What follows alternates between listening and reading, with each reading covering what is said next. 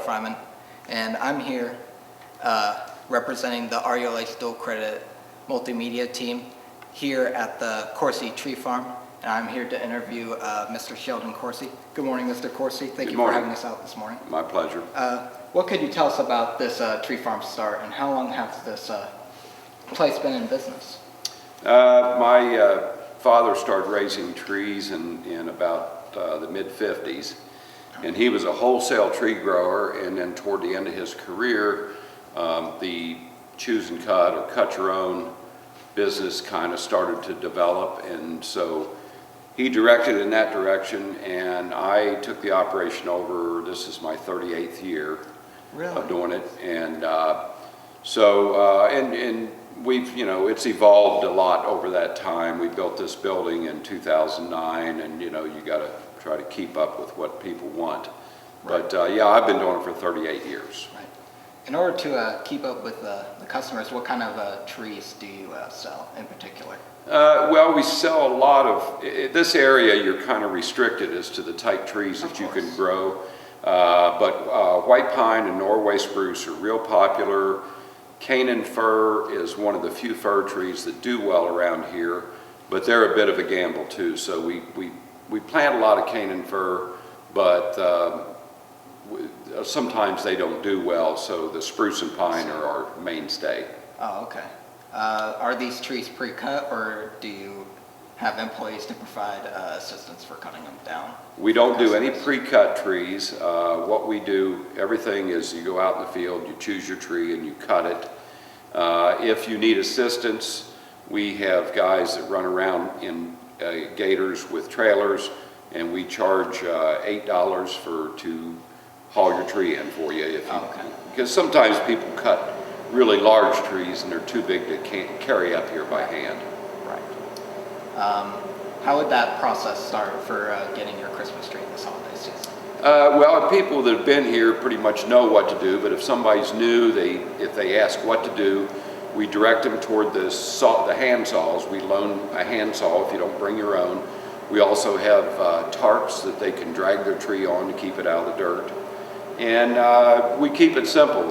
The entire farm is open for cutting, and any size or type tree is $58, including sales tax. So it's by keeping it simple, there's very few questions to answer. And then after they cut, they either have us haul the tree up, or they drag it up on the tarp, or they carry it. And we have a tree baler where we'll bale the tree for free, and if they need twine to tie it on the car, we supply that also. All right. What would these customers have to do once they get the tree home? We recommend that they take another small cut off the trunk, particularly if it's been cut for more than just a few hours, and basically just put it in their house and keep it watered, and that's pretty much it. I understand. How does the replanting process go, and how long does it take for each tree to reach its mature state? The replanting, like right now, I've got my ground ready to plant next spring, and I've figured out what I want to plant where, and I've placed my tree order, so I've got my trees ordered for next spring. We usually try to get them about the 1st of April, and then as soon as the ground is dry enough and we can get in there and plant, we can plant in just a few days. Usually 2 or 3 days planting time is all it takes. I've got a mechanical tree planter that goes on the back of a tractor. 2 people ride it. I drive the tractor, and we can usually plant 2,000 or 3,000 trees a day. Really? So yeah, we can. And then those trees it depends on the variety as far as how long it takes them to become cutting size, which is over 6 feet pretty much. It's 6 to 9 foot size is what most people look for, and you're looking at 7 or 8, 9 years to do that. All right. So, I see. I'm sure that there's many activities that you have to do on the holiday season. Can you tell us a little bit more about those, other than the trees, of course? Well, again, we built this building in '09, and that allowed us to. We have on the weekends between noon and 3, we have guys playing music. We have a little stage here, and we've got really talented musicians that come in and they play acoustic music, either like bluegrass or country or Americana. Through this store here, we have a real nice indoor petting zoo where we stock it with hand-raised, really nice, friendly animals. Beyond that, we have a concession stand where we sell chili, hot dogs, Mets, that kind of stuff, and soft drinks.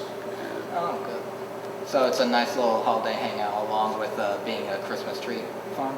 Yeah, you know, people can stop, they can stop and buy a tree anywhere. And they may be able to buy one cheaper than what we sell, but the thing is here, people come out for an experience with the family.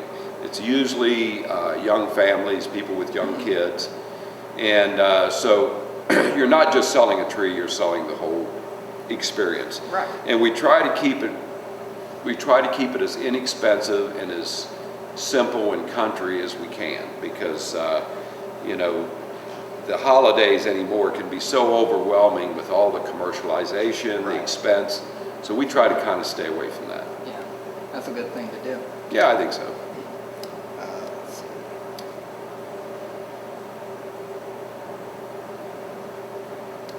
So since so many families return each year, like you have your standard customers, do you think a lot of these customers see this as a general family tradition? Absolutely. Yeah, it's people get comfortable with the way you do it, and they don't mind some changes, but they don't, you know, you don't want to get too drastic with your changes. And they get real comfortable when people like to tell me how many years they've been coming. And some of them, we have I won't mention his name, but we've got a former Cincinnati Reds ball player that played on the 1990 World Series team. And he and his family have been coming out here for as long as I've been running it, which is 38 years. They come, matter of fact, he was here last year, and I asked him, and I said, how long have you been coming here? And he told me 38 years, so he's been coming for as long as I've been doing it. But yeah, there's a lot of people that have been coming for in excess of 20 years. And every customer is just as important to me as the celebrities, what few celebrities like this guy that we have come out. And I love talking to people, and I recognize a lot of faces, but I don't know a lot of them because I only recognize their face because they come here every year, and if they talk to me, I usually will remember their face. So yeah, I suppose the family tradition and having a select group of families coming here every year, but as part of the tradition, it would be one of the benefits for this location. Yeah. What about any other benefits to having a tree farm in this location? Well, it's within about an hour drive of most parts of Cincinnati. Right. Maybe if you're coming from the west side, it might be a little over, but we get people from anywhere from you know, Aberdeen clear to the west side of Cincinnati to northern Kentucky,